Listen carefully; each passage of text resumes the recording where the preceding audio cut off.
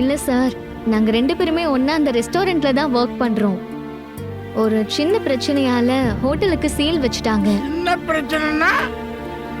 Case கிடைக்க கொஞ்சம் தட்டுப்பாடு ஆச்சுல சார். அந்த நேரத்துல அப்ப அர்ஜென்ட்டுக்கு டொமஸ்டிக் சிலிண்டரை வாங்கி யூஸ் பண்ணிக்கிட்டு இருந்தோம். அப்போ அதிகாரிங்க செக் பண்ண வந்தாங்க. அதை பார்த்து ஹோட்டலை மூடி சீல் வச்சுட்டு போயிட்டாங்க சார்.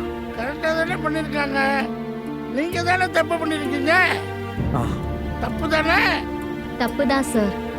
அதுக்கு தண்டனையை தான் சார் இப்படி வண்டியில ஹோட்டல் நடத்தி கஷ்டப்பட்டுக்கிட்டு இருக்கோம்.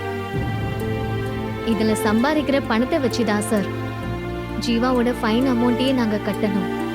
பரவாயில்லையே, இன்னொருத்தர் கடனை அடைக்கிறதுக்காக இவ்வளோ கஷ்டப்படுறீங்க. அது பரவாயில்ல sir.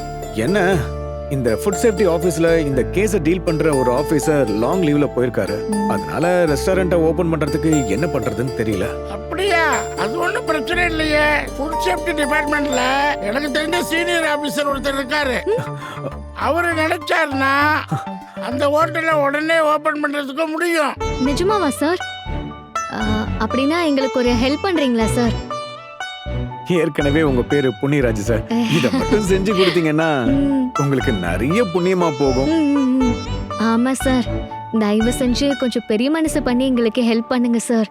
Please sir. Please sir, please sir, please sir. பண்ணலாம். ஆனா என்ன சார்? என்ன சார்? என்ன? எனக்கு இன்னும் உங்க மேல நம்பிக்கையே வரல. போச்சு. நீங்க 2 பேரும் என்ன ஏமாத்துற மாதிரியே இருக்கு. 2 பேரும் புருஷ பொண்டாட்டின்னு சொல்றீங்க.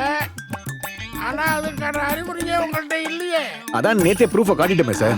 அதுக்கு நீங்க கன்வின்ஸ் ஆயி தானே சார் நேத்து போனீங்க? இப்ப போனேன். ஆனா இப்ப நீங்க பேசுறது நடந்துக்கிறது எதுவுமே எனக்கு கன்வின்ஸ் ஆகல. உங்க 2 பேரையும் பார்த்தா ஒரு புருஷ பொண்டாட்டி மாதிரியே தெரியல. எனக்கு ஒரே டவுட்டாவே இருக்கு. என்ன கண்மணி, பெரியவங்க முன்னாடி என் கூட பழகிறதுக்கு கொஞ்சம் கூச்சப்படுவல்ல. இப்ப பாரு, அதுவே எவ்வளவு பெரிய பிரச்சனை ஆயிடுச்சு. ஏங்க சார் முன்னாடி எப்படிங்க உங்க கூட தனியா பேசுற மாதிரி வாடா போடான்னு பேச முடியும்? 2 பேரும் உயிருக்கு உயிரா அவ்வளவு லவ் பண்ணி கல்யாணம் பண்ணோம். ஆனா நம்மள பார்த்தா புருஷன் பொண்டாட்டி மாதிரி தெரியலன்னு சொல்றாரு. எனக்கு ரொம்ப கஷ்டமா இருக்கு தெரியுமா? சரி கண்மணி, ஃபீல் பண்ணாத. அவருக்கு என்ன தெரிய போகுது? அவர் 2 நாள் தானே பாத்துருக்காரு. நமக்கு கல்யாணம் ஆகி 1 வருஷம் ஆகுது.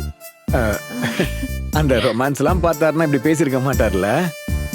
அதுக்காக பெரியவங்க முன்னாடி வெக்கமே இல்லாம நம்ம கொஞ்சிட்டு இருக்க முடியுமா? ஆமாமா, சாரு சந்தேகப்படுறது ஒண்ணும் தப்பு இல்லையே கண்மணி. ஆனா உண்மை அது இல்லல்ல சார். நாங்க இப்படிதான் சார், ஒண்ணு இல்லாத விஷயத்துக்கு நாங்க கோச்சிப்போம், சின்ன சின்னதா சண்டை போட்டுப்போம். ஆனா நீங்க நினைக்கிற மாதிரி எல்லாம் இல்ல சார். நாங்க ஹஸ்பண்ட் அண்ட் ஒய்ஃபா ரொம்ப சந்தோஷமா அந்யோன்யமா லைஃபை என்ஜாய் பண்ணிட்டு இருக்கோம் சார். என்ன கண்மணி? சொல்லு கண்மணி. கண்மணி, என் செல்ல குட்டி கண்மணி, என் அம்மா குட்டி கண்மணி. சரி சரி, நான் கிளம்புறேன். அந்த ஹோட்டலுக்கு சீல் வச்ச விஷயத்தை பத்தி சொன்னீங்கல்ல, அதுக்கு என்ன செய்ய முடியும்னு நான் பாக்குறேன். சரிங்க சார். சரி, நான் வரேன். சரிங்க சார். சரிங்க சார். சரி.